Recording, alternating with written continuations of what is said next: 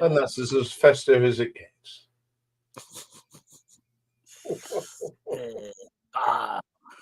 I did that last night. People are going to be wanting. My voice is different. Yes, I'm loaded with the cold.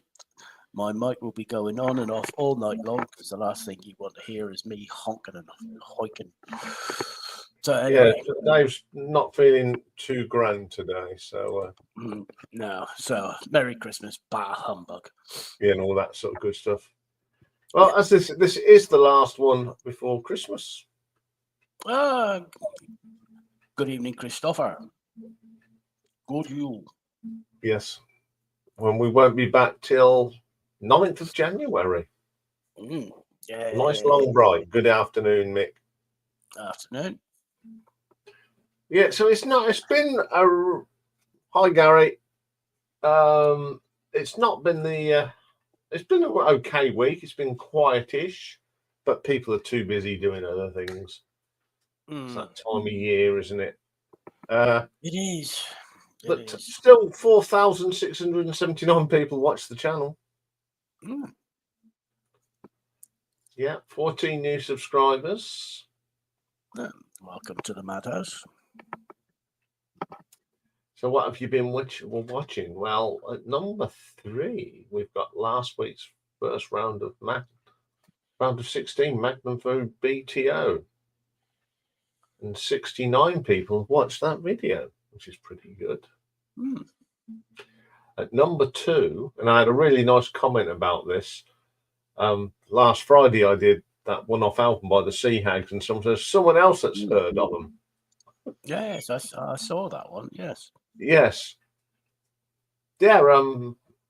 Discovered them, as you know, by total accident, and they're really good.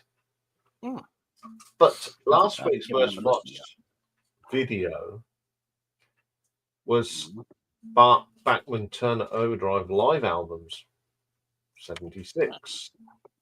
Top short last week was Needle Drop Saturday, and I think it's the first time Needle Drop Saturday has been the most watched. I can understand why, because it was Nazareth. Yeah, and the track that it landed on from Razamanaz was Bad Bad Boy. So okay. Yeah.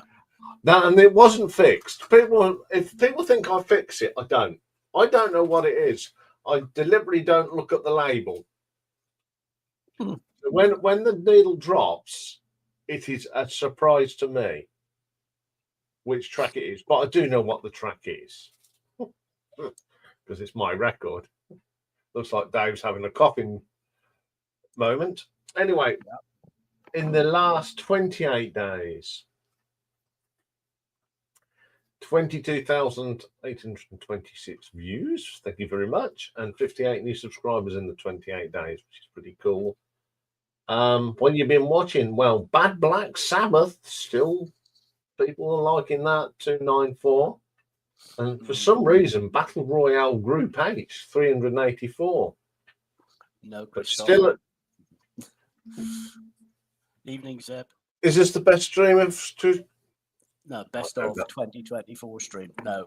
No, not. Everyone does that. We've got something really entertaining for you tonight. What else? I got interrupted there and lost track. Still at number 1. It should have been number 1s in the 80s, 673. And just a quick plug, on Sunday, we've got another one. We're doing the 70s on Sunday. No one does that. No, I don't want to.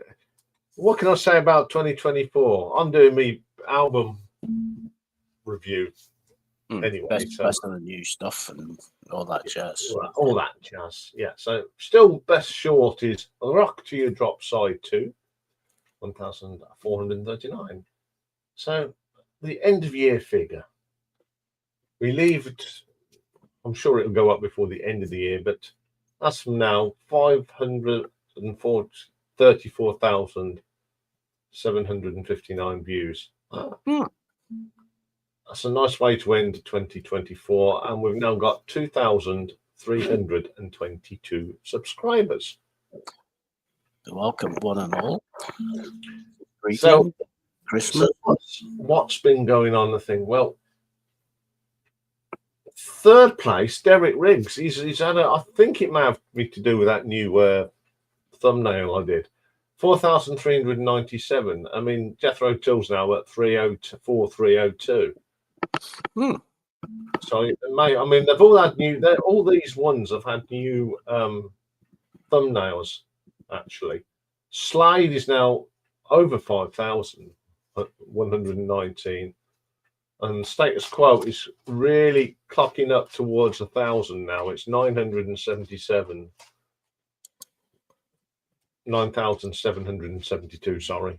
Can't read. And it's all printed out and I still can't read. And Top Short is still Jar 15412. And with the laundry list, I have listened to a little bit this week. I've finished off Yvonne Malmsteen. I've been listening to a lot of Al Stewart this week, though. 10 of his 16, in fact. I've listened to some Imagine Dragons as well, 2 of the 6, a bit of the Enid, 2 of the 20. I've had some, I mean, today it's been bitter cold, so what did I put on? Aswad.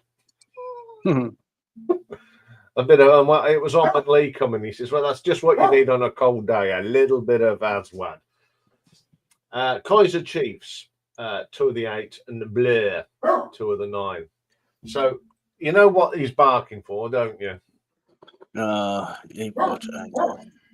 So Dave will try and do hatches, matches, and dispatches. So bear with him today. Yeah, I'm egg. I'm egg. Right. So right. Gary Wilson has been added to the laundry list. 16 albums. Okay, so I better go before he watches the floor. Yeah. Okay. Off you go. Good evening, Mike. Good evening, rest of the world. Okay, hatches, matches, and dispatches. The 16th, Ruth McArdle. She was a Belgian acid house singer. She sang with the band Lords of Acid. Her the death was announced on the 16th. On the 17th, Alpha Anderson, one of the lead singers for the American disco group Chic. Also the 17th, Mike Brewer, American folk rock singer-songwriter with Brewer and Shipley, passed away. And David Mallet, an American folk singer-songwriter. And the 18th saw the departures of Slim Dunlap, an American alt-rock guitarist with The Replacements, and Heikki Silvinoinen, a Finnish prog rock guitarist with the group Tabula Rasa.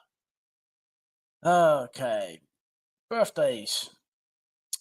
There's only 7 today. 33 today is Declan Galbraith, the British pop singer, best known for the song Tell Me Why. 66 today is Christopher Hamill. He's an English pop singer. You know him better by the anagram of his last name. He's Limahl. He was the lead singer with Kajagoogoo, best known for Too Shy. 67 today is Doug Johnson, a Canadian rock keyboardist with the band Loverboy. Remember them? Working for the Weekend, etc.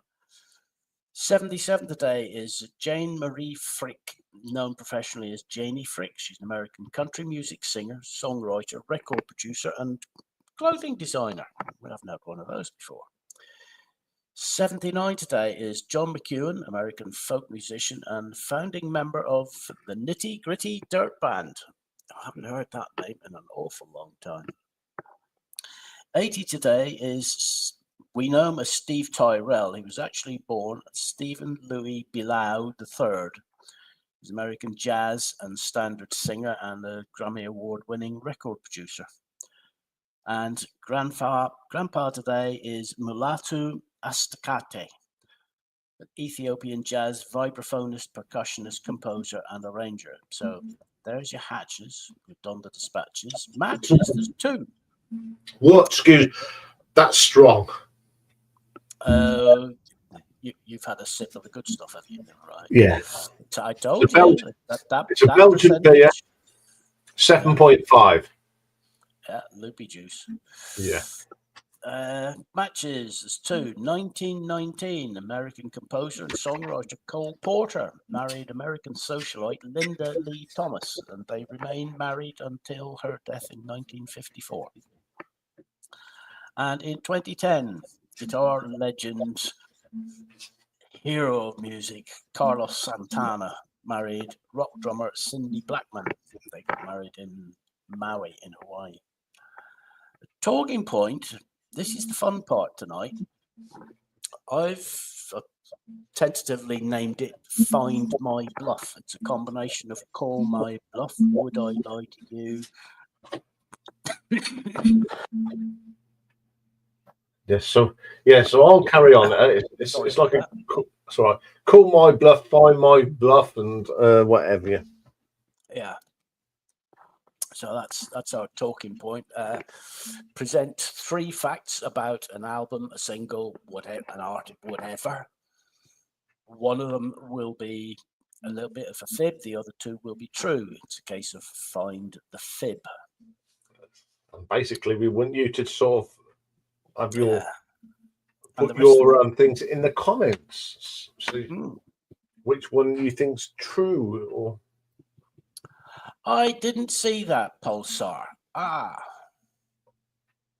Yeah, poor old John Camp. All right. Zeb recommends that you hang on. Yeah. Watch the documentary on YouTube. You think you really know me, the Gary Wilson story before listening to the albums. Okay. I watched a really good one on YouTube last night. About Phil Collins. Oh yes, it's on there. So it's basically I'm a drummer because he says I'm a drummer that can sing. And basically, it's him sitting down with Nick, his son. It's absolutely. Oh yes, I'd heard mention of this before. Yeah, that's it. Zeb's got it. It's absolutely brilliant. It's a must for the people, the drummers that love Phil Collins, not just his Genesis stuff, all the other stuff that he done. There's young lads, there's young guys from proper metal bands, and the drummer from Slipknot. He was saying what a genius he is. It's absolutely brilliant. And Nick was playing some of the bits, and they were talking. It's a fabulous 2-hour documentary. I would recommend it.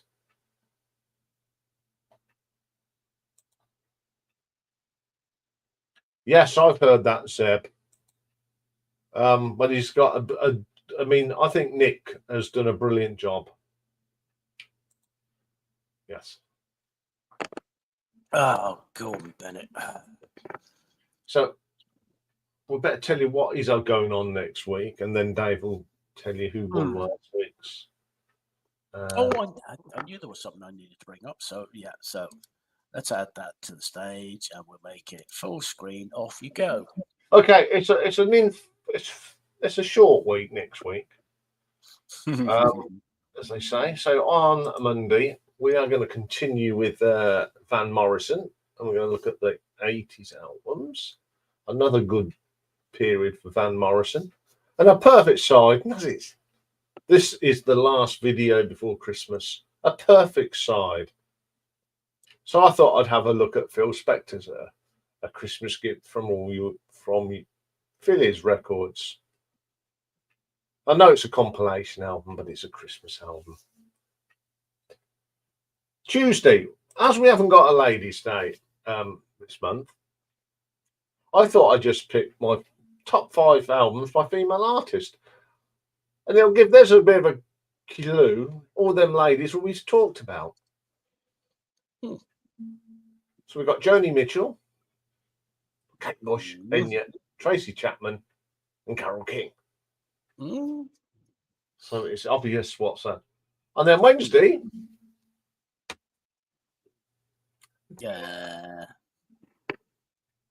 Humbug. Yeah, nothing happening on. Well, the only thing that's happening that I'm going out for dinner. Yeah. Boxing Day. I love that picture. Santa on his holidays. And I'll be feet up. There's enough sport. There'll be plenty of sport to watch. So I shall have a day of watching sport. I'm going down the pub as well. And then Friday, we've got the album review of 2024. And we've got a birthday, and it's Mick. And we're going to look at what was in the charts when our friend Mick became a 5-year-old and terrorizing the neighborhood. So we'll be having this the 27th of December, 1970. And then hopefully we've got this right. Sunday, the very last video of 2024. Yeah, my bloopers. Yes. All them mistakes I made all year. I made loads. I didn't think you made mistakes. There's a lot. I warn you now. There's a few rude words, or as Mr. Spock put it, some colourful metaphors. Mm-hmm. Yeah. So yes, that's what's happening, and that will be it. There'll be no more videos. As you know, the normal videos till the 6th of January. But there are some little shorts going up. I'm not going to tell you about them, but look out for these little shorts. They're not the normal album shorts. All I'll say is, you remember I did some in the summer, some very similar ones. So that's what's happening next week. And I won't do there won't, on next Thursday, there won't be a what's on like that. You're just going to have to watch the little video I put that's going up on the Friday. There won't be a live stream. No, there won't be a live stream either. So you won't get a what's on next week. So there won't be a Battle Royale next week because we're on the winter. Right, that's it. Enough. I'm sorry. Rent reduction, Rob, whoever you are, go away.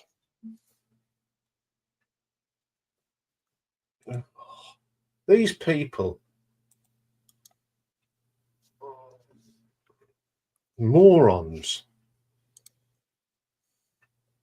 Yeah, you know, we've got a saying here in the UK, and I know that it's this week's news, because I used to rip them in chips in newspaper. This week's news, next week's chip paper.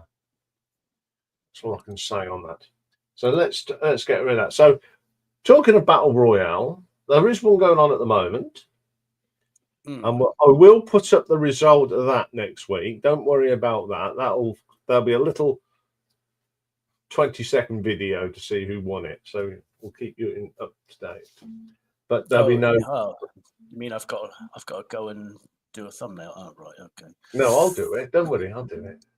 No, I've got to go and do it for the voting website. Oh, right, okay. In which case, you are going to want to. So I think you'll have to go and look that up in the community. So you're going to want to see this, aren't you? Yes. Bonk. So. Oh dear. Winner. That looks like a Pac-Man. Yeah. Mr. Pac-Man lying on his back. Bachman Turner Overdrive 15, Magnum 5. So our first quarter-finalist is Bachman Turner Overdrive. Let's rock. Yep. And so how are we doing at the moment? Because I haven't looked today. I've been doing other things. Which way do you think it might be going? Probably the jam, man. You'd be right. 6-1 to the jam at the moment. So stop. Yes, so Dave will put a little. They'll put a little thing up in the community next week, so you can find the result. So the next round will be David Bowie against the jam again, and that will be on the 9th of January. So this week, as you know, today I put out about Joe Meek. So I actually watched the Joe Meek film this week again. Same person. Yeah, I know. Look, before I ban you, if every time you put this rubbish up, you'll get the same thing. So stop it. Stop being a little child. Sorry about that. We've got children that think it's fun to put things up about people. That's all right. Every time they come up, they'll get banned. Anyway, I've put the link up for my usual people. I'm going to have a sip of this rather strong beer. Yeah, I'm glad I've only got one of these. I opened it before I realised it was 7.5. Go on, 7.5. Compared with the 9%ers that we were drinking a few years ago. I know. Yes, yeah. The time I fell asleep standing up in the train. Yeah. Yes. Poor old Rocky he had a bit of a ticky tummy this week. Poor old Rocky. But it can't have been that bad because he was still wanting all his usuals. Oh, of course not. I might be it, but I'm due this. Well, you're 5 minutes late. Yeah, but I mean, when he has, I mean, I think it's because he's a lot older now. He does tend to get the odd raving abdabs, as I call it. So I've always got in the freezer. You know, you can buy this frozen fish that you just put in a microwave for about 2 minutes and it cooks. So I've got that and a little bit of rice, which he loves anyway. So I make sure that he was getting, he scoffed at the lot. He's all right. Does nothing, never does anything by halves. It's always scoff it all, and then God bless her little cotton socks. If Marley wasn't guarding her bowl, he'd be in there as well. Or the other way round with them two. No, he's all right now, old Sam. He's sitting here. I'll bring him up. They want to see if you're better. Okay, Nick, not a problem. Nick will be with us in about 10 minutes. There he is. You can see. He's all right, isn't you? Yeah, he's fine now. So it is a worry though, especially because of his age. But you know, the thing with Rocky is, if he still wants his treats and his routine, you know, he's not thing. Anyway, whenever he doesn't want stuff, that you know there's something wrong. Yeah. If everyone wants to go and have a laugh, go to Nick's Final Buddy's channel and watch his little weather report he did. Because you know, when I do my little thing, I always do the weather report for Nick. He actually did a response this week. He usually does. He usually puts a comment in. But no, he made a video. Oh, right. Oh, so I'll have to go and have a look at that. Yeah, it's only a short one, but it's quite it's fun. Yes, I really enjoyed doing the Joe Meek one today.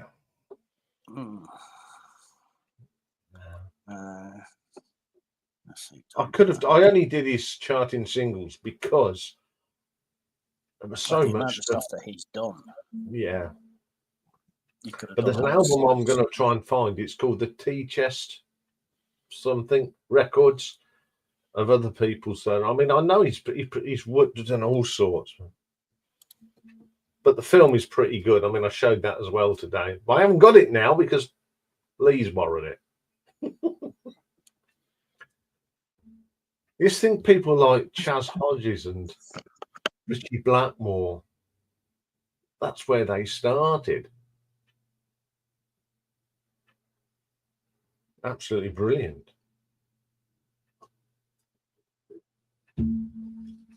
Well, we're not going to start the thing until we've got a full complement on this one. Basically, we're all going to show an album, and as Dave said, we're going to tell you 3 facts about it. 2 are actually going to be true. Bonjour,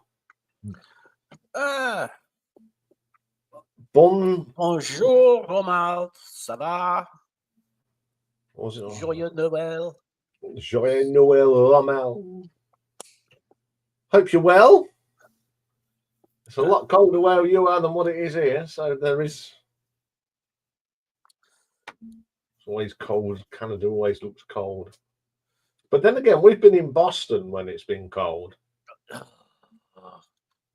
Don't. We arrived, and the wind was literally the wind was coming off the Arctic. Yeah, but I did take some nice postcard pictures of Boston in the frost. Yes, yeah. And the really decent thing was the hotel was 7 minutes, 10 minutes at the most from the sports bar.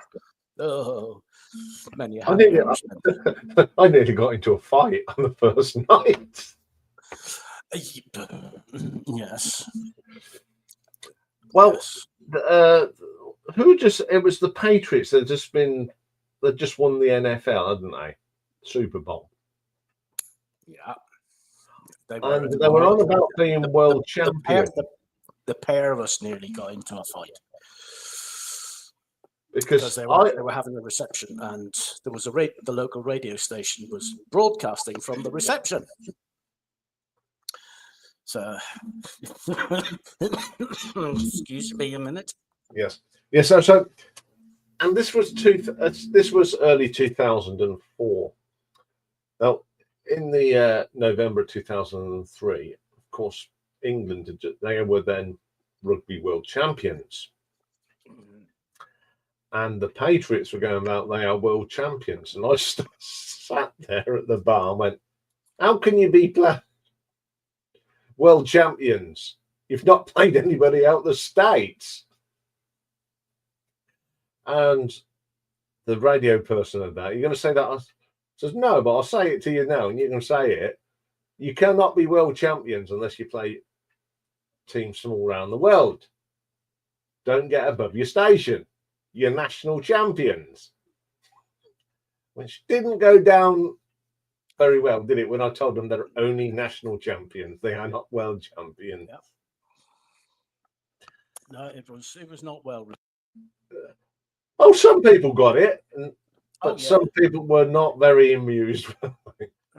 Well, there were the 2 guys that I was sat beside at the bar, and they heard us talking, and you went off to say something to someone, and one of the guys turned around to me and he says, "Yeah, you're right." He says, "Where are you from?" I told him, "Iain's from Northampton. I'm originally from Northern Ireland. Blah blah blah, over on holiday." And he says, and he said something about artwork. Yes, chat, and we got an invite to the Boston Museum. Yes, we did, didn't we? Yeah. And there was an exhibition on from Japan. All the historical clothing, weapons, and whatnot. It was a traveling exhibition. So we got free entry. Hey, it was a great day.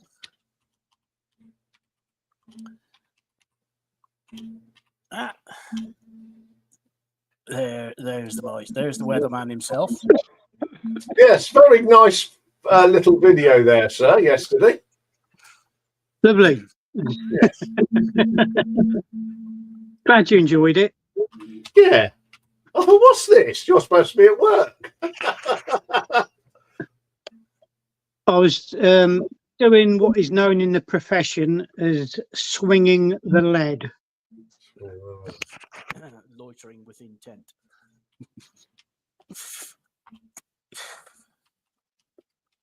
Right, I'm trying to do two things at once there.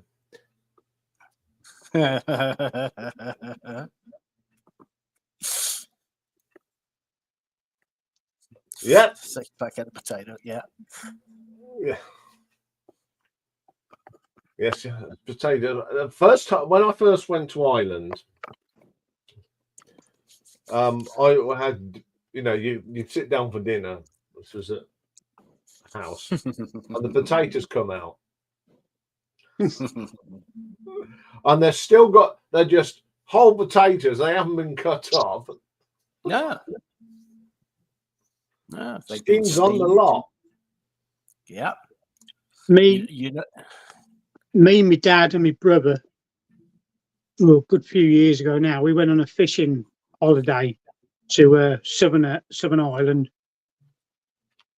and we've never been looked after so well in our lives.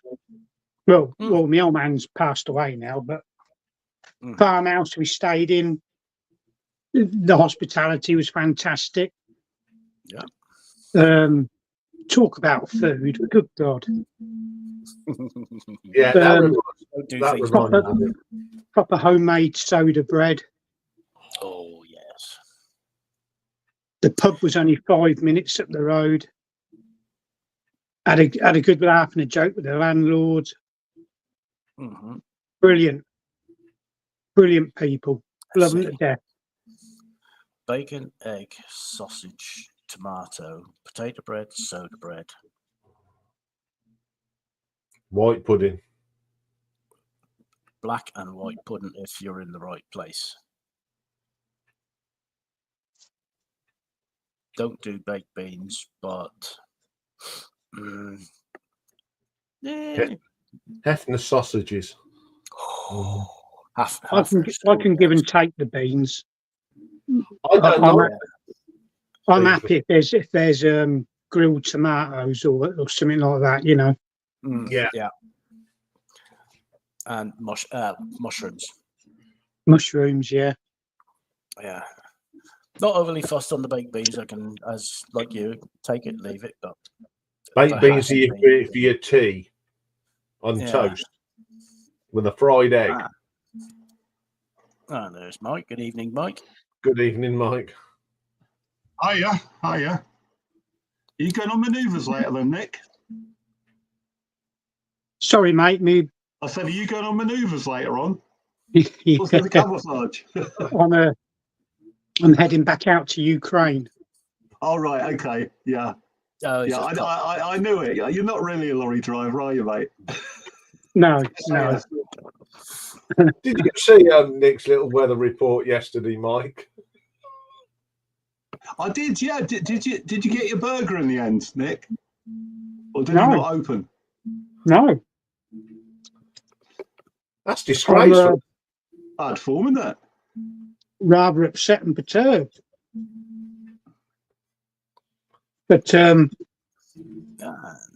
all fairness, that particular eating establishment's been open and shut, quite a lot this year, or the past 2 years. Oh, right. Ohio gozaimasu.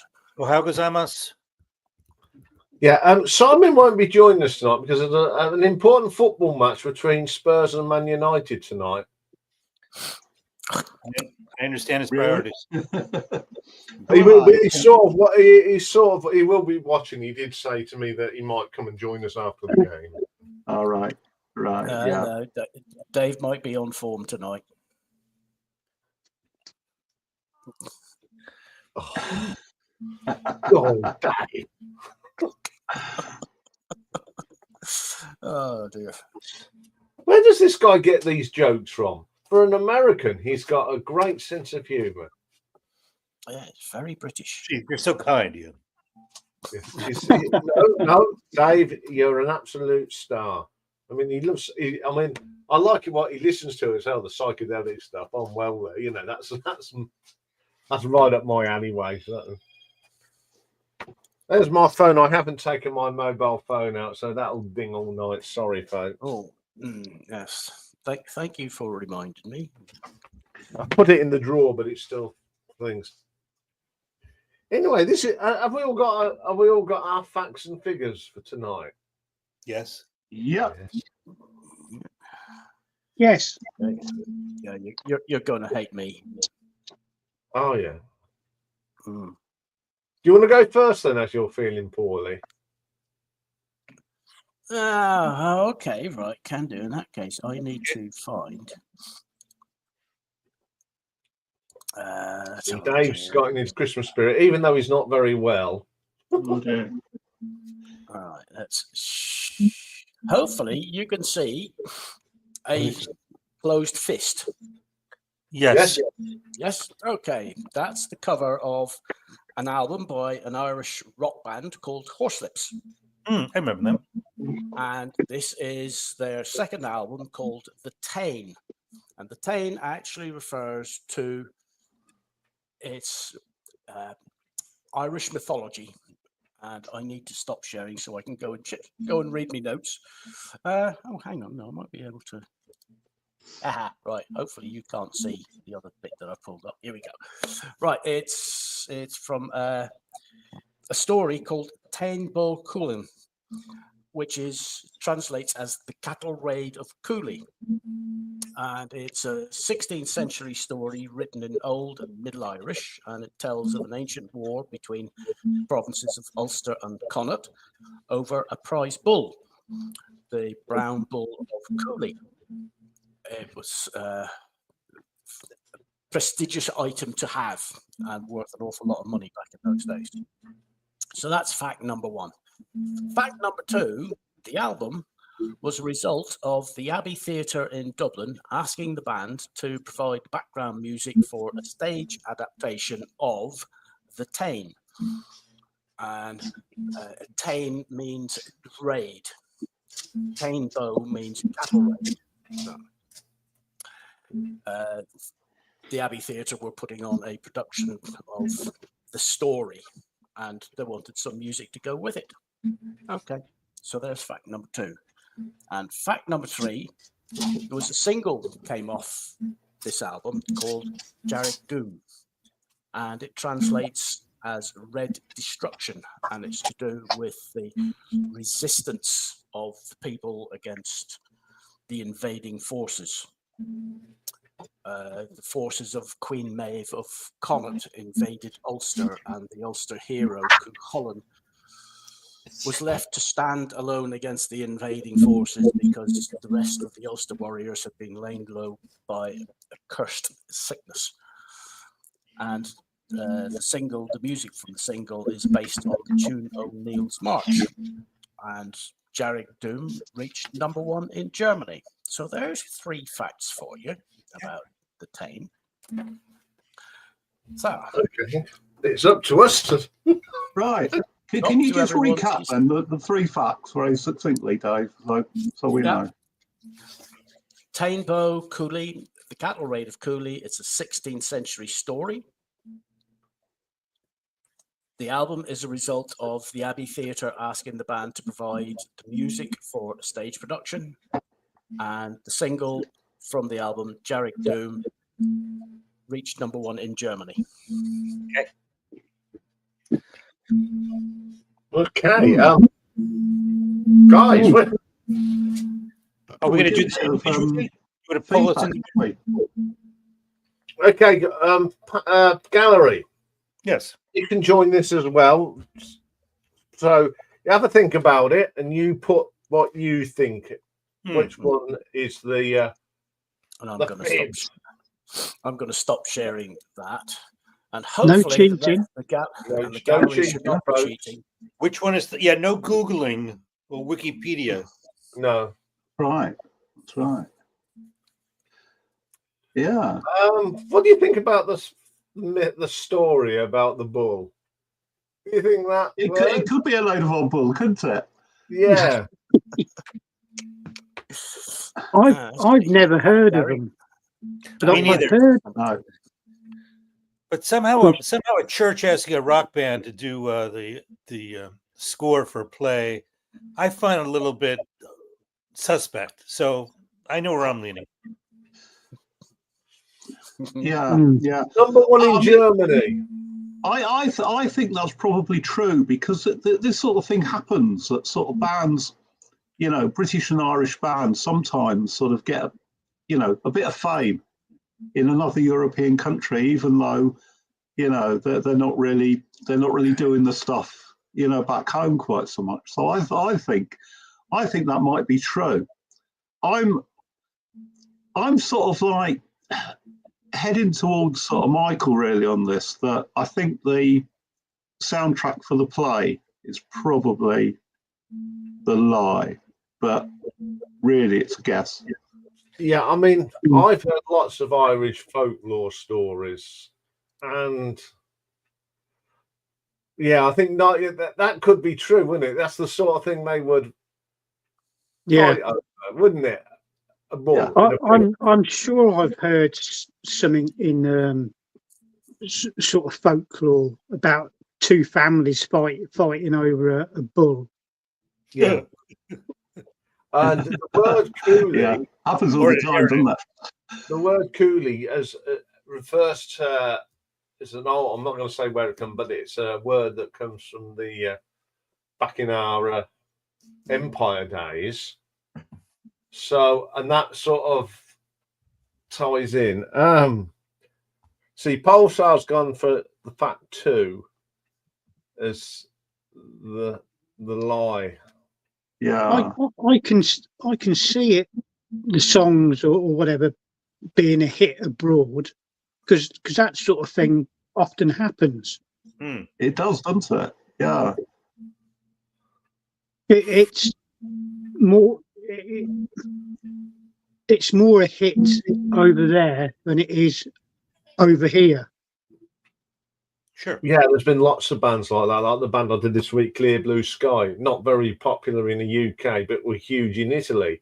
Yeah, it's a tough one, isn't it?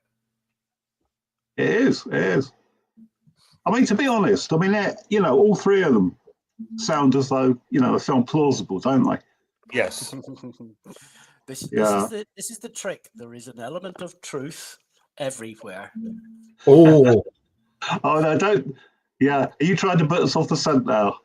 Of course. No, I'm just saying.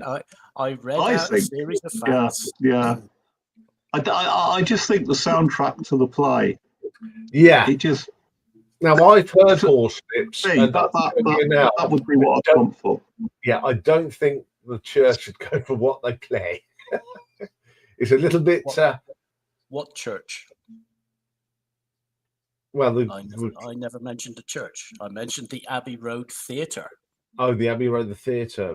Oh, yes, the place where Riverdance first appeared. I'm going to go with that one as well. So that's Which 2. Okay. Yeah. So you're all going about the soundtrack, yeah? Yeah. What do you reckon, Nick? Oh, go on then. I'm easily led. Oh dear. Nope. No, it's actually the first one. And I shall bring it up. Tainbo Cooley, the Cattle Raid of Cooley, is a 16th century story written in Old and Middle Irish. It tells of an ancient war between Ulster and Connacht over a prize bull, the Brown Bull of Cooley. The lie is that it's a 16th century story. It's actually written between the 8th and 12th century. Oh. My dissertation on that. That was evil. We've been had on a technicality. We have. Yeah. I think we have. We need VAR in here, don't we? Yeah, VAR. Lord, don't get me started on that. But no, they were asked by the Abbey Road Theatre to provide music as a backdrop to the stage production. And yes, Derek Doom did reach #1 in Germany. It was also performed on the Old Grey Whistle Test. Wow. Was it right. really? I don't think I've seen that. Yeah. All right. I'm going to see if I can find that now. Yeah. Four slips on the Old Grey Whistle Test. Yeah. Oh, thank you, Dave. It's nice when you take part in our little. Yes. I mean, you do. You really test our brains. So I'm going to go. Nick. I wish they'd do like whistle test sessions, like the Peel sessions. There's some fantastic music appeared on the whistle test. Yes. Oh yeah. Can I just grab a coffee? Just grab a coffee. I'll be right there. Okay. Okay. Yourselves. So we'll let Mark. Yeah. You might be pleasantly surprised, Nick, about Old Grey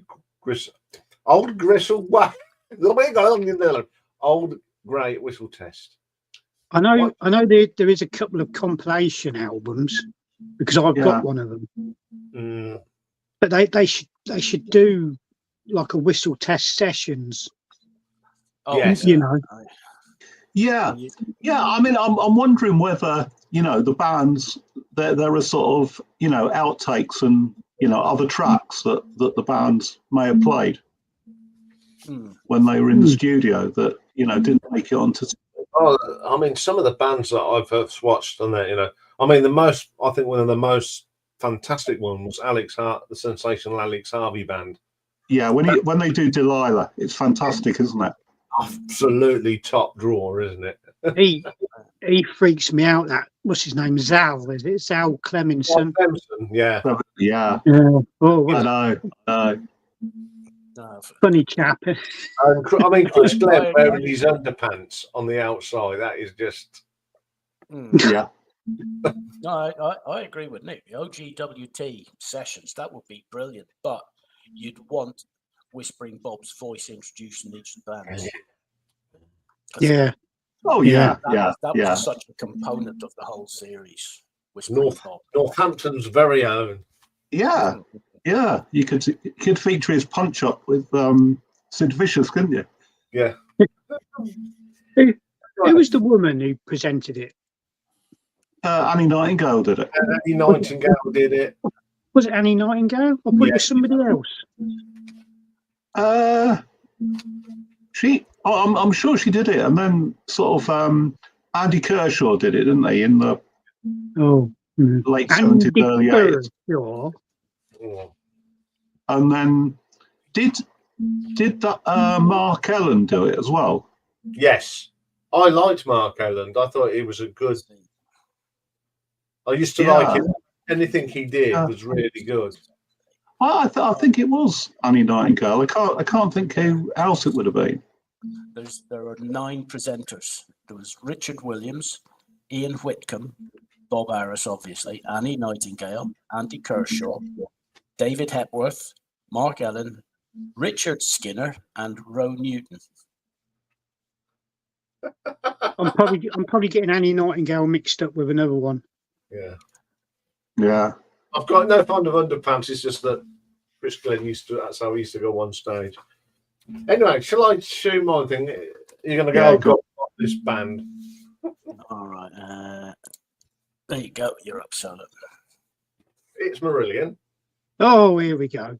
Yeah, Might be. I know. Same every week, isn't it, Nick? Only a little tighter there, Ian. Yeah, a little closer. Okay. This is their second album, Fugazi, which came out in 1984. This is not one of the facts, but the paint. If you got the full thing, that was painted by Mark Wilkinson. Now this album, okay. There's a song on here called Assassin. Mm-hmm.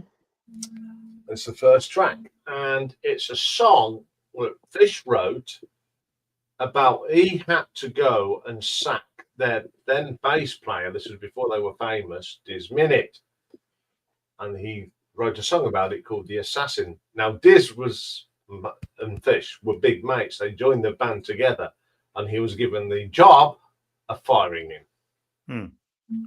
So that's fact number one. Now, the other fact about this album, it was well over budget, and they started recording this in the Manor, but they ran out of time there because the producer, Chris Kingsley, was a little bit on white substances. And they were going from studio to studio, and they were doing some final vocals and Fish, and allegedly this guy came in to move them out of the studio because they were running over time by about 3 or 4 days, and he came in with an axe. Good God. So they had to leave promptly. And the third fact, now, although Iain Mosley is credited the drummer on the album, some of the tracks were done by some of the work's been done by Andy Ward, who was with Camel, Jonathan Mover, and John Myler, although Iain Mosley is credited with this album. So the three facts are: Fish wrote the song Assassin about firing his best mate from the band. The second one, Fish and the producer were thrown out by an axeman. And the third fact is that there are 4 drummers on this album, although it's only credited to 1. Okay. I have a question. Yes. Can you give me some tone? The song "Assassin." Tell me about the lyrics. What's the tone of these lyrics? Is he remorseful? Is he spiteful? Does he have second thoughts? Let's get something into the psyche of Yes, I'll just read the first bit. I am the assassin with tongue forged and eloquence. I am the assassin providing your nemesis. On the sacrificial altar to success, my friend, unleash a stranger from a kiss, my friend. No indications of remorse, my friend. Unleash the blade within the voice, my friend. That's the opening lines to the song. Thank you. Thank you. Yeah. Yeah. Well, with friends like Fish, he needs enemies, eh? That's true. Yes. It is a strange one, isn't it? Yeah. Well, axes in the control room are very plausible, especially in drug-fueled days. Yeah, especially if you need to sharpen a pencil. Indeed. Yeah. Yeah. I know it's- I know very little about Marillion, except for the bloke called Fish was the singer. There's a song called Kaylee and the one called Lavender. Yeah. And that's about my limit. That's about it with me, Nick, as well. Yeah. Great minds think alike. Yeah. I can imagine that after listening to Marillion, it'll make anyone sort of grab an axe, wouldn't it, really? Oh dear. Yeah. Did you hear that, Iain? Well, Maybe you need to be smaller, Iain. yeah. And the switching of drummers, that's very plausible because that, and not getting it right in the credits, very plausible, Sometimes a certain contributing member of a band is in between during the record. That's possible. I mean, the whole 4 drummers thing is a bit boring, isn't it? So it's probably true. Exactly. Yeah. It's a bit of a knotty one, this, isn't it? What was the first It one? is, yeah. The first one was Fish writing a song about sacking. The band told him to go and sack Disminute because they wanted Pete Javavas in the band. Yeah. So the album, was it? Where does it come in their discography then? Second. It's Right. album after Script for a Jester's Tear. Didn't they do 3 or 4 before he buggered off? They did 4.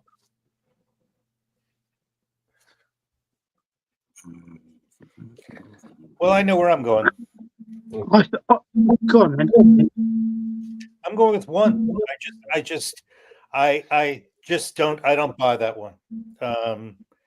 You don't if you're forced to fire a bandmate, you don't write a song about it. Yeah. I mean, can you imagine like the Stones writing a song about sacking Brian Jones and then he kills himself? It's a sensitive time. It's a broad period. You don't write a song about it. That's why I asked about the lyrics. So I'm with 1. It sounds pretty shitty, doesn't it? If you really did write a song like that. Yeah. Yeah. Okay. I'll go with you, Michael. I'll go for number 1 as well. Because I want the Axeman one to be true anyway.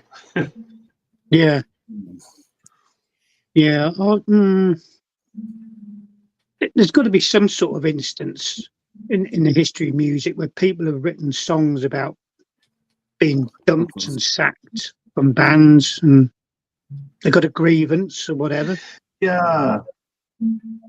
I mean, there was a time, wasn't it, when the sort of members of the Beatles, that all they did were write sort of like snidey songs about each other. Yeah. How do you sleep? Yeah. Do you know what? I want the one with the axe to be correct. Yeah, true. Do you know what? I'm going with the 4 drummers. I think the 4 drummers is true. It's a toss-up between the Axeman and Fish writing the single. Yeah. I can see Fish writing a single about firing someone, but the fact that it's incorporated in the album, I think number 1 is false. Yeah. Yeah. Okay, I'm sticking with the 4 drummers. Right, shall I let you into what was it? Okay. Evening B.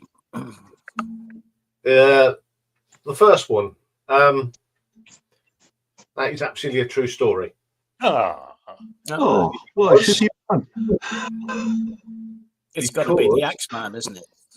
Because I've been told it by the bass player that got hired. You've been what? Totted? I got told the story by this minute. Wow. The second one with the axe did happen.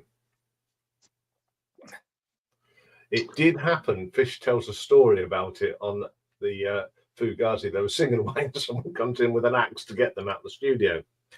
So the porky pie... Sure beats a court order. Yeah. Yeah. Yeah. It is the drummers. Because the only drummer on here is Iain Mosley. Chalk it up. Well done, mate. Well done, Nick. Yeah. But between April 83 and January, February 84, they did go through on touring. Andy Ward came in. They went to America. He got ill. They come back. They brought in John Myler, who thought he was bigger than the band, and Jonathan Mover wanted to play everything like it was on the album. They couldn't have Iain Mosley because he was actually on tour with Steve Hackett. So it's only Iain Mosley played on the album, but they did have a bit of a Spinal Tap drummers between April 83 and June, July 84. All right. So that was the Nick was the only one that sussed it. Yeah. Well, I guessed it. One to Nick. One to Nick, yeah. So did the drummers explode then? Yeah. So they got Andy left mutually because of his illness. Yeah. Myla, Yeah, it begins to sound like Spinal Tap, isn't it, Nick? it's very Spinal Tap thing with their drummers. They wanted Iain, I think, but Iain was already contracted to go and tour with Hackett. So they All right, Jenny. Hi, Jen. So yeah. So there you go. No. Well done, Nick. Well done, Nick. Well, For well done, mate. What's that? For a non-Marillion fan, I think he did well there. Yeah. Well, it's the powers of deduction. Yes. Yeah. And, Just like about the Axeman. It's that computer-like brain, isn't it? yeah. Yeah. It's the computerized brain of a ZX Spectrum. Hey, I had a ZX Spectrum. I like my little Spectrum. Yeah. When they were recording Fugazi, I think Fish says at one stage he didn't know which studio he was in because they were moving from studio to studio to studio because the producer was high on cocaine. And also they were taking drugs, and there's a lot of them songs on there that they only played on that tour because they were too high to sing. Even apparently Steve Hogarth refused to sing anything off that album because of it's too high. An album made on. Yeah. You mentioned one name. Was it Hackett? Steve Hackett. Was he in Genesis? Yes. Mm-hmm. Yes. Oh, yeah. Ian Mosley played on 2 of Steve Hackett's records. And that's when they wanted him, but he was contracted and he was doing a drum clinic as well, a tour. So he wasn't available at the time. So that's why they went through all them drummers. No. Well, I'm glad someone got it right. It's a bit of a carry on, isn't it? It was. Yeah. So, who wants to go next?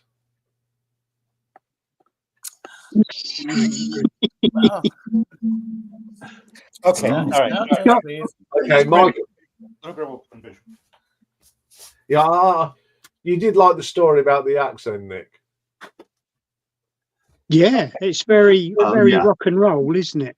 It is. Yeah. It was nice that one was true. Yeah. So, what are we going to learn about Todd then? Okay. This is my record. Oh. I'm like it's prehistoric. It's prehistoric times, people. Prehistoric times. Like probably like 1969. So Delaney and Bonnie, who are right there. There's Bonnie. There's Delaney. They poached the entire Mad Dogs and Englishmen stage band members immediately after the Joe Cocker's tour of the same name. And here they are, with the exception of Leon Russell and Rita Coolidge. That's fact 1.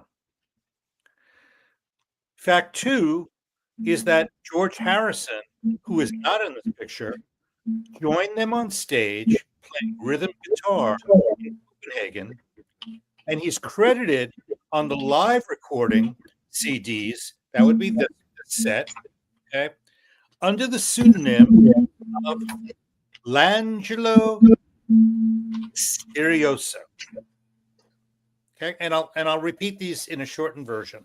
Now, third point is that the individual wearing the cowboy boots sticking out of this Rolls Royce is Jerry Wexler, executive vice president and general manager of Atlantic Records, to which Delaney and Bonnie were signed at the time.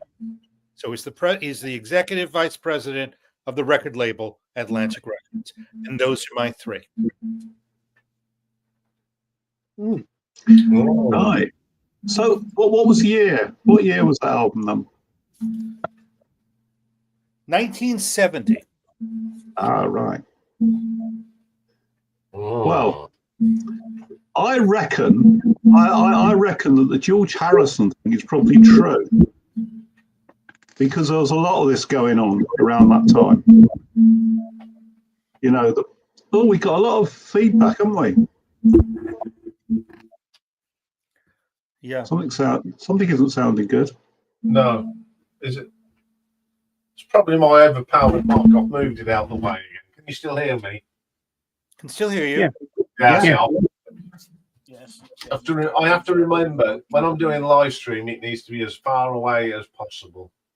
All right. Okay. Yeah, that's better. Yeah. So I think the George Harrison one is probably true. As for the other two, so the first one was they poached members of what band? They poached the entire band. They poached the entire Mad Dogs and Englishmen stage band because Joe Cocker he put the show together with Leon Russell very hastily, and they went on tour, a drug-addled tour, and at the end of the tour, there was so many fights and so many orgiastic incidents. They were just sick of each other, and they were coached by Delaney and Eric Clapton. Right. Yeah. This is getting quite interesting then, because Leon Russell had quite a close association with George Harrison around this time. So things like Concert for Bangladesh, Leon Russell plays on that, doesn't he? So Yes. if Harrison is involved, and it seems that Leon Russell might be involved. I mean, the whole Eric Clapton thing. I mean, did George Harrison know what was going on with his wife at the time? But so I would be inclined to think it's number 3, but I can't be. Really, I really don't know.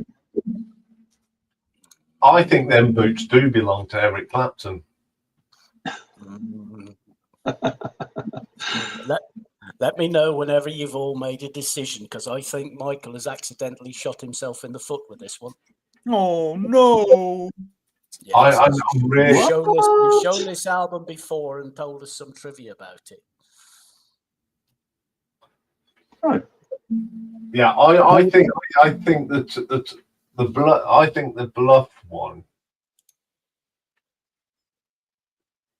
was, I think it's the first one.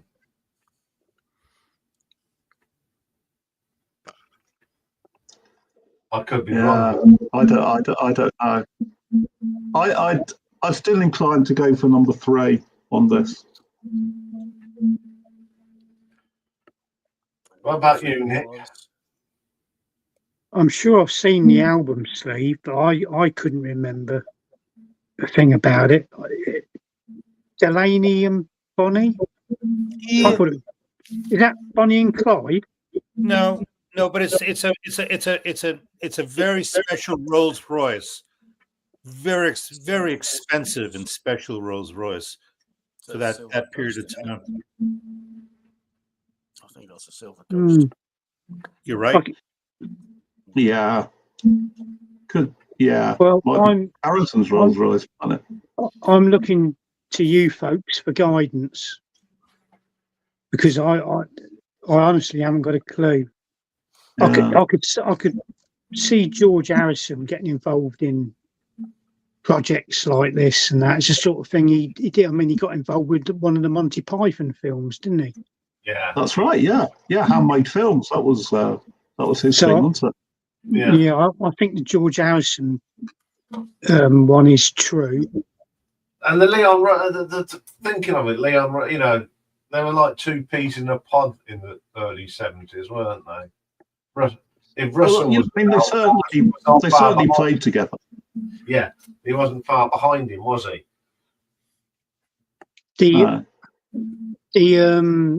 The bloke in charge, the record company one, sounds too much of a hard fact for it to be false to me.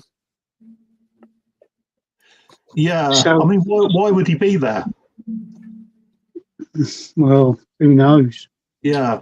I reckon it's the first one, the poaching. I can't see that happening because, okay, at the end of the contract, they've done their tour. They're up for grabs. And if someone goes, "Do you want to do this? We like what we've seen. Do you want to all come along?" And I think that's that's how it's done, isn't it? Well, Yeah. But when you take Adam and the Ants, Malcolm McLaren wanted to form another band, so he pinched his band. You know, it's rock and roll. Yeah, I think that's true. I think that one's true. But I'm going to have to go for number 3. I think. Which one was number 3? The boots in the car. Yeah, I think that I'm still sticking to my guns. Number 3 as well. Go on then. I'll go number 3 as well then. Yeah, number 3 because it ain't the producer. It's Bob Dylan's boots. Oh! Did you look it up on Wikipedia? No, because I remember you showed this album way back, and you told us back then that it was Bob Dylan's boots that were hanging. I did. Oh, Michael. See, at least one of us listens to you. Oh, I bet that you remember. So they actually did poach. Wow. Huh? They actually poached everybody. My God, that was. God. Yeah, they wanted to do another tour, and everybody was just sick of the politics and Joe Cocker and everything that was going on. And they all made a play for Eric Clapton, the whole band, with the exception of Rita Coolidge and Leon Russell, and maybe a couple of female backup singers. But the whole band went. Nice. Wow. And George Harrison went on stage in Copenhagen. Yeah, it's Dylan. Albert Grossman was the manager, and it was his car. And Grossman hooked Dylan up with a photographer named Barry Feinstein to drive that car across country. This was in the actually, the photograph was shot in '66. Okay, it had nothing to do. This location had nothing to do with this location. Absolutely nothing. This photograph was shot like in 40 years earlier. Oh wow! Yeah. When Dylan was very, very young, and Grossman thought it would be a good idea for Feinstein and Dylan to get together and form a bond because Feinstein was Dylan's photographer on some of his earliest albums. Yeah. They took a break and he shot the picture. And that's a good one. I like that one. Yeah, good stuff. The poaching of the Michael's lost that one. Nick has won one.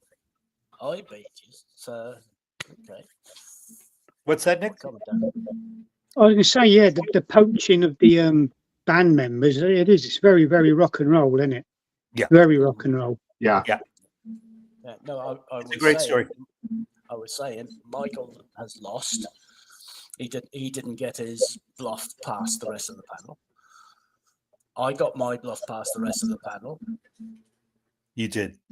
Iain got past most people except for Nick.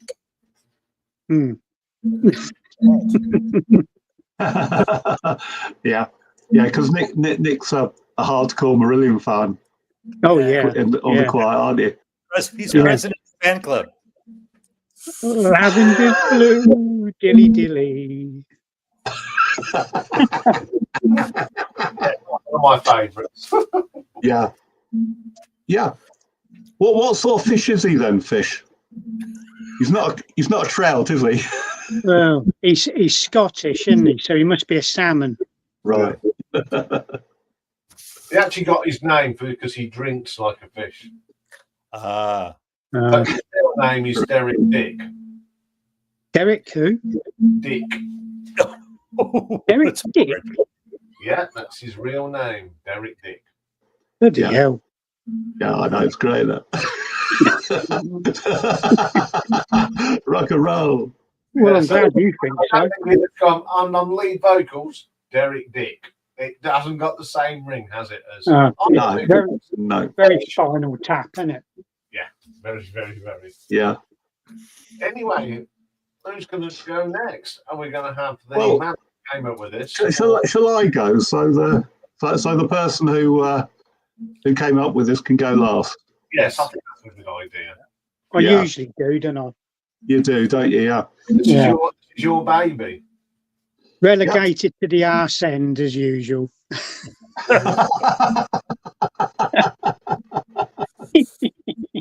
Yep. Oh, go on. Right, okay, folks. Here we go. Right, so some artists have sort of one album that they produce that is kind of head and shoulders above everything else that they've ever done, that they've done before and they did since. And I think this is one of those albums. It's 1976. It's Al Stewart, and it's Year of the Cat. I don't think anything that he's done, either before or after this, compares to this album. And I mean, it's full of absolutely brilliant tracks. So you've got, Lord Grenville, On the Border, Midas Shadow, Sounds in Your Shoes, which is probably my favourite track of this, apart from the title track. If It Doesn't Come Naturally, Leave It, Flying Sorcery, Broadway Hotel, and One Stage Before. And then the final track, 6 minutes 41, Year of the Cat. Now, Al Stewart was a big sort of Bob Dylan fan, and he really liked the idea of sort of Bob Dylan songs that are sort of something of something. So it's like Chimes of Freedom, Masters of War, Visions of Johanna, Sad-Eyed Lady of the Lowlands. So he wanted to finish the album with a track that is something of something. He thought it was quite sort of pretentious, to do that. So the three questions are about Year of the Cat, because the song itself sort of evolved over many years. So the first track that Al put to the record company was a song that was a tribute to the British comedian, Tony Hancock, and it was called Foot of the Stage. And he'd written it in the late 60s, and he was a really big Tony Hancock fan, and thought, this is exactly what I need.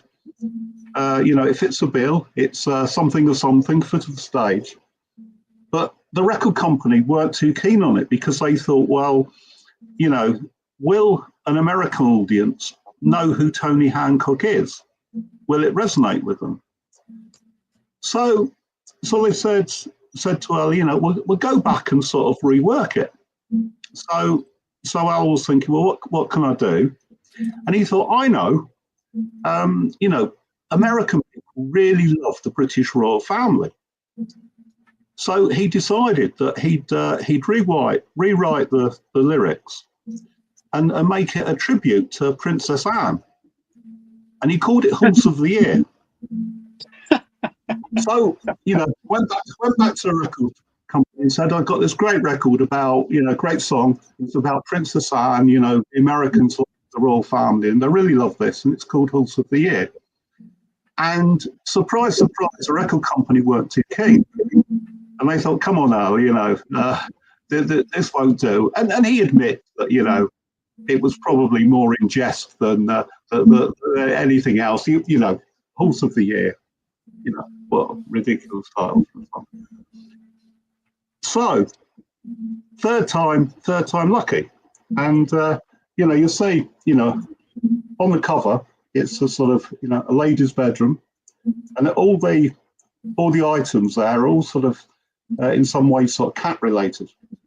And this was inspired by Al's girlfriend at the time, whose girlfriend was he really, really loved cats. And so he just thought, well, she really loves cats. Let's write Year of the Cat. And that's what he did. And, the rest is history. So your three choices are a Tony Hancock tribute called Foot of the Stage, a Princess Anne tribute called Horse of the Year, or inspired by Al's girlfriend who really liked cats, Year of the Cat. So over to you, folks. I can tell you now that the Tony Hancock thing is absolutely true, guys. I am a big fan of Tony Hancock, and I know that Al Stewart was a big fan of Tony Hancock. So I know that one is absolutely true. Take my word for it. Yeah. Go for that, folks. Go for that. Yeah, that's true. That's definitely. What year was the Tony Hancock song then? It was written in the late 60s. Tony died. The song had been sort of like hanging around for a long time, and Al hadn't released it. Tony Hancock died in 67, I think, didn't he? 68. Yeah. He wrote it just after Hancock died, 68, 69 sort of time. Yeah, sorry, because he actually died on my birthday is June 25th. That's when he passed away on June 25th. Yeah. So that bit about Al Stewart, he is a big fan of Tony Hancock. So yeah. Wait, Mike, you keep saying yeah. Are you concurring with Iain, or are you giving us a poker face? Seems like you're. Michael, it's up to you now. Yeah. Foot at the stage, yes. It's either going to be. It's not Horse of the Year. It doesn't ring. It doesn't just ring with me. Yeah. No, I can see about his girlfriend, yeah. But to write a song about Princess Anne and the Year of the Horse. Horse of the Year. Well, as it like Horse of the Year show. Do you remember? That's what I mean. It's, exactly. That's what's ringing bells. Yeah, the Horse of the Year show it was at Christmas time, and they used to have that big wall jump and all that sort of thing. Yeah. It was a bit of a... Princess Anne loved it. Princess Anne absolutely loved it. Yeah. Yeah. I just didn't think the Americans would know who Princess Anne was. And the other thing is that go back to the royal family. Go back to the drawing board. You know, when there's one song that's tripping up your record, you go back to the drawing board and you write something that you know is antagonistic, and you present it to the record company. That's why that one doesn't feel right to me. Yeah, that's the porcupine. Without a doubt. I think it's the Horse of the Year thing. Yeah. I know she was into a three-day eventing. I don't think. Well, I've seen the odd Horse of the Year thing because my mum used to watch it. My mum was into horses and ponies and all that. She did national service or something in the army, and that's how she got into the horses and all that. But I don't think unless she was a patron of some sort of horse society thing, I don't think it's the sort of thing the Queen used to go to. Yeah. I've heard somewhere down the line about the inspiration behind the song "The Year of the Cat," but I'm buggered if I can remember it. But would it be something as simple as your girlfriend liking cats? Or mind you, if he's madly in love with her, you'd do anything to please him, wouldn't you? I'm going for the horsey one. Mm-hmm. But having said that, Sex Pistols and God Save the Queen, I mean, how more insulting can you get towards the royal family? Yeah. But I love the song, but it's a bit naughty. Sex Pistols are a bit different than Al Stewart, though, weren't they? But it's still a bit. I don't think you can accuse Al Stewart of punk. Yeah. Anyway, what are you going for, chap? I'm going for number 2, Horse of the Year. Michael, number 2. Trust me. No, I'm go- I'm going for the Princess Anne story. I think it's bunk. Yeah, me too. Yeah. So does Gary. Okay, folks. I mean, it would be absolutely ridiculous if somebody had actually written a tribute to Princess Anne called Horse of the Year. But unfortunately for you guys, that's exactly what Al Stewart did. Oh, Yeah. The Lie is the inspiration for Year of the Cat. And it was in a way inspired by a girlfriend, but a girlfriend who was into astrology. And she had left a book of Vietnamese astrology on a table. And it was opened at a chapter entitled Year of the Cat. And that's where the title comes from. Yeah, Oh. good one. Yeah. Good one. Well bluffed. Well, Yeah. Very well bluffed. You fooled us all. Oh, no, I mean, the Tony Hancock one, I absolutely knew because, like Mike, me and Mike are both big Tony Hancock fans, so we knew that one. When I love Tony Hancock. yeah, so Yeah, me too. Yeah, I mean, he was one of the greats, wasn't he? Yeah.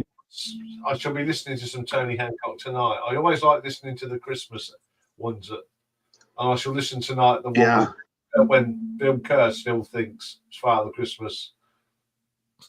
Yeah.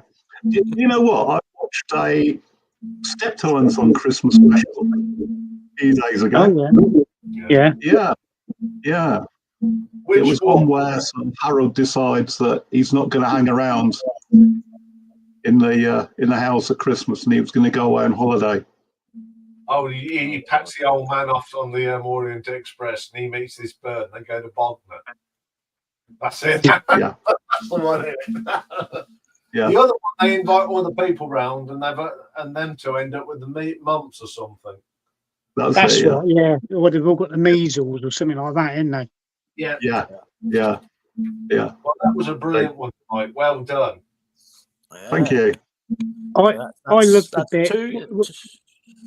He says to his dad something about the Christmas puddings, and his dad goes, "Yeah, they're blacker than a gorilla's ghoulies."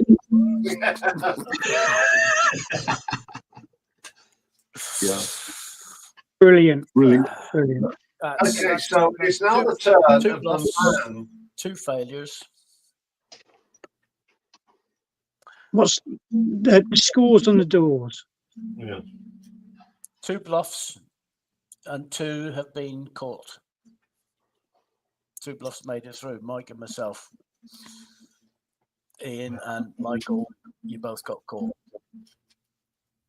Oh, so it's down to Nick as to It's whether down the to bluffs Nick. go in. Come on, Nick. I bet you got a corker. Oh. we Go know on, what then. he is like. There he is.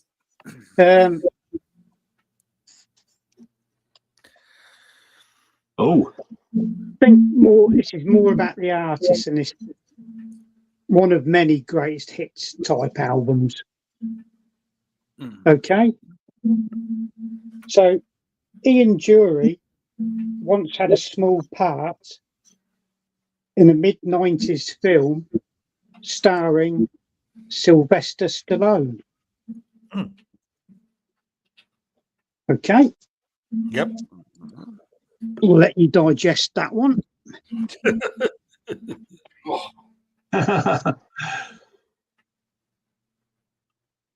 Ian Jury, stroke Kilburn and the High Roads, had a small part in a mid-70s British porn film.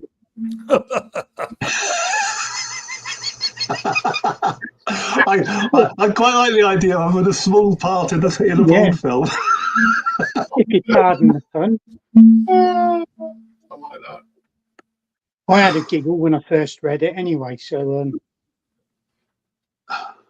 but while we're at it, that's part of the inspiration for that pose on the One Step Beyond front sleeve. Ah. So yeah, Ian Jury in a mid-70s porn film, or Kilburn and the High Roads. And I have kept some information aside in case you need a clue or something like that. Okay.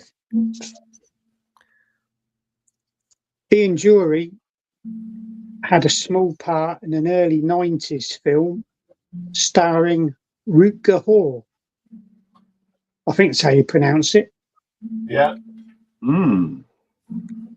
Okay. Okay. Those are my 3 interesting facts. How do you spell that last name? Rutger Hauer, Mhm. off the top of my head, it was Rutger. I know who. Oh, Rutger Hauer, the male actor, not a woman. Yeah. Okay. Yeah. I've always pronounced it like that. H-A-U-R, is it? H-A-U-R. Yeah. Okay. So in chronological order, would it be Stallone first, porn second, Rutger Hauer third? Porn first, then Rutger Hauer or Hauer, and then Stallone. Oh, that's important. Right. Okay. Are you prepared to give us the name of the films?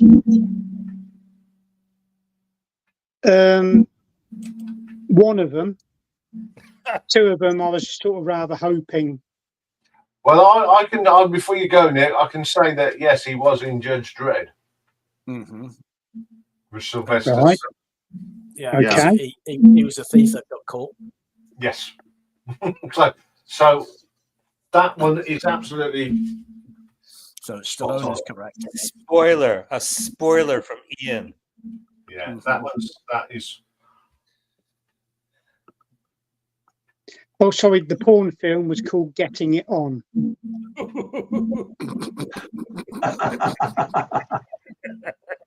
And straight face. And I'm sorry. I for me, it's not that one. I won't. And in the film, there was a scene in a seedy Soho pub club, and it was Kilburn and the High Roads were a band that was playing. Yeah. Okay. That kind of rings true with me. Yeah. Because I reckon they wouldn't have been that well known. And I'd imagine that these porn films wouldn't be paying a lot of money anyway. It was nothing hardcore. It's like one of those, from what I've read, one of those silly sort of confessions type films, Oh, the Robin Asquith type thing. Type affair. But obviously Robin Asquith wasn't in it. Yeah. Yeah. And the third one, Rutger Hauer, was a sci-fi horror. Yeah. Which one? Do you want the name of it? Yes, please. Split Second. Split Second? Yeah. Kim Cattrall. Right. I'm I think it's that first one. I don't think they were the band in the porn. I think it's Rutger Hauer. Yeah, I think so too. I think the porn is plausible because it's early on. You do stupid things, and we've already confirmed Judge Dredd. I just think it's Rutger Hauer because Nick just gave it. He couldn't really. I think he fibbed that title. No. Yeah. No. For me, it's Getting It On, porn film. Yeah, I'm going with that one as well. So it's 2 each then. So it's 2 for Rutger Hauer and then 2 for the porn. 2 for the porn film. Right. Yeah, because I've seen Split Second, and it's Rutger Hauer and Kim Cattrall. 3, 2, 1. If you went with Rutger Hauer as the bluff,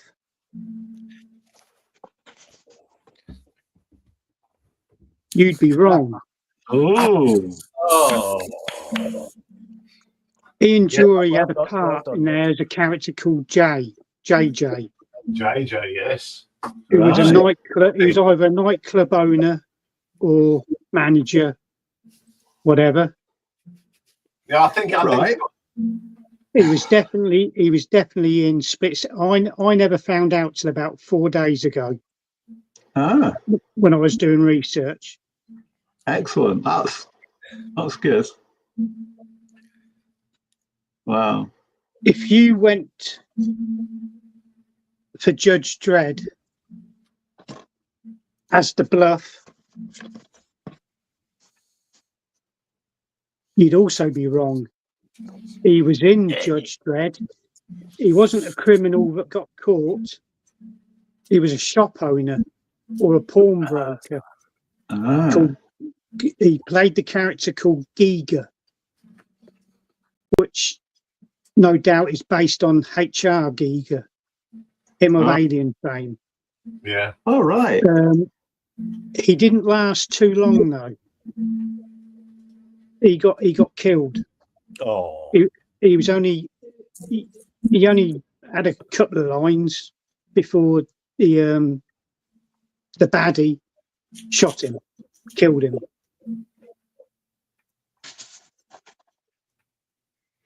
So yeah, he was in Judge Dredd briefly, and Stallone played the main character. Now then, yes. if you pick the porn film as the Bluff, you would be right. Although I have heard something along these lines a few years ago, Ah, but I can't find anything to substantiate it, so I put it in. Fair enough. It does sound the sort of thing they would do, though, really, when you think about it. 'Cause Yeah, well, yeah. A sort of, a band that are probably sort of short of a bob or two. yeah. They Started in 1970, yeah. and they packed it up in 1975. Not long after they released their first and only studio album. Yeah. Which obviously was that. Yeah. There was another album called What a Bunch, and that was released by the studio label, trying to make money off of them, basically. Of course, he went on to bigger and better things with the Blockheads. But yeah, he was in Judge Dredd. And that's one of those moments when I first saw it years ago. I thought, did I just see who I thought I saw? Yeah, I saw that at the cinema, and I said, there was a guy I was with. I said, "That's bloody Ian Jury." He went, "Nah." So we sat right till the end, and the credits, and there his name came out. Ian Jury. You wouldn't believe it. He had quite a few small parts in films and made-for-TV film productions and all that. Yeah. And you wouldn't believe it. He was in a sci-fi horror film, which was set in a flooded London, starring Rutger Hauer and Kim Cattrall. Yeah, it's a good film. Good little film. And I've never seen it. Yeah, it's not a bad film to watch. And he I also should get the DVD and watch it. Yeah, he also wrote the thing to Adrian Mole. Yeah, I've got the picture disc for that. Yeah, and the actor that played Adrian Mole was from Northampton, and we saw it, and it was we was obviously a bit older, and he walked past my mate's house. He said, "Have you been to Pandora's Box?"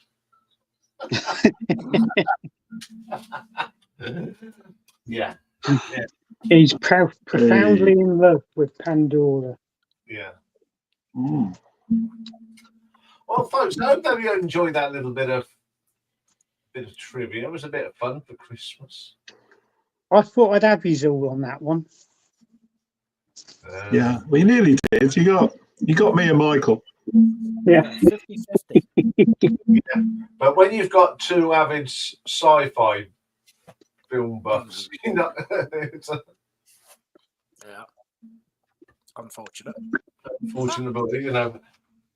Well, I think we all it was a mixed bag, wasn't it? We all Yes. some of us Yeah. were on the ball. Yeah. I think some of the films were really good. I mean, that one about being in a porn film was quite good. It's the sort of thing you could believe. Yes. But I think Mike's was the best. Yes, I was going to say, Mike was a damn good Bluff. Yeah. Also, you wouldn't believe that really, but there we go. Yeah, I know. It's incredible, isn't it? Anyway, I suppose we'll when we come back after our Pollybobs, we'll be doing another wheel. Yes. So Are we well stocked, Will? Although I'd like to do this again sometime. Oh, well, I'm sure we'll do this is the best one we've done, isn't it? I really enjoyed that, and I think we should do it again. Easter. Yeah, the Easter Bunny version. There we go.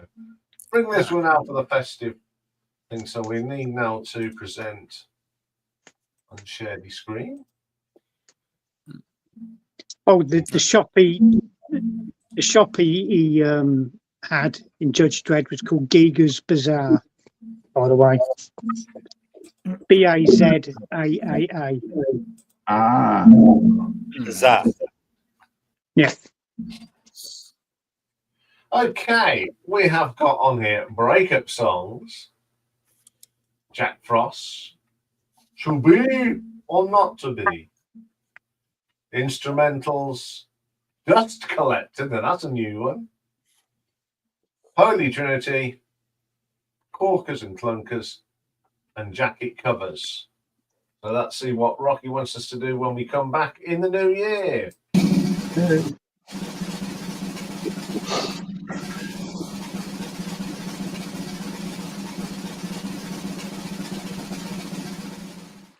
Instrumentals. Okay. That's a good one to get to start the new year, isn't it? Yes. Yeah, that's quite an easy one, isn't it? Yeah, we've got plenty of this is one of them when you plenty of time. Basically, an album that's got instrumental tracks you like, basically. CD or even a single that's got a instrumental on. So that's what we'll be doing, instrumentals. And we're now getting a bit low on wheel suggestions. So if any of you guys in the gallery have got some ideas, if you put them in the comments below on the stream, we will add them to the list to go in the wheel. No doubt Nick will come up with about 50. I don't think have you got them all on there? Have you got everything on there that we've suggested? Yes, but the list is getting shorter. I like to have at least 10 on there. So you've got everything left is still on there? Yeah. Oh, can we have another look? Because I think there might be a couple missing. Could be wrong. Not on that one, on my big list. I think you want to. I think the one that I asked for is famous. Let's just leave it as favorite female vocalists. Mm-hmm. Yeah, I was thinking about that. Yeah. And that's down to something else, but I'll change that now. Yeah. I think I'd put everybody on the spot right now on the panel. Yeah. Mm-hmm. Let's have a favorite record label and favorite male vocalist. Might as well do vary the two. Yeah. Have you got anything, Nick? Have we done soundtracks? No. There's a good Oh, one. that's good. No. That's got the list up to 10 again. Okay. So I can take that off. You can. So, is anyone putting anything out before Christmas, or you all packed up? I did a video today. I don't know if you saw. I haven't. I've been rather busy today. Stuff you might not have noticed in 2024, and I'll probably do a sort of Leeds record fair video from last week as well. Merry Christmas to you, Zeb. Yes, Merry Christmas, Zeb. Yeah, I've got. Merry Christmas, Zeb. Oh no.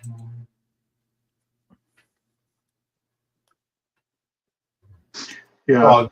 I've just put a link in the private chat, by the way. Okay. It's about Year of the Cat.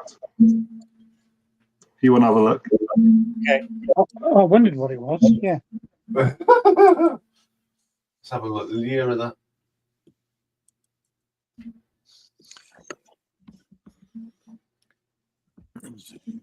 It's quite funny that I was listening to that album a couple of days ago. Right. Yeah.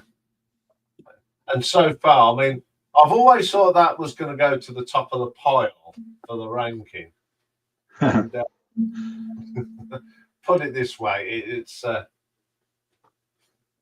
there. It really is true. He had one great record, and everything else really paled in comparison. Yeah.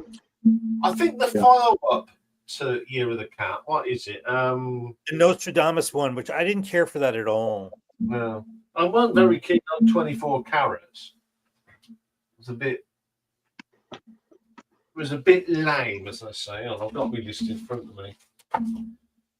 Let's see to remember the one that was up. Yeah, was it Modern Times was the one after Year of the Cat?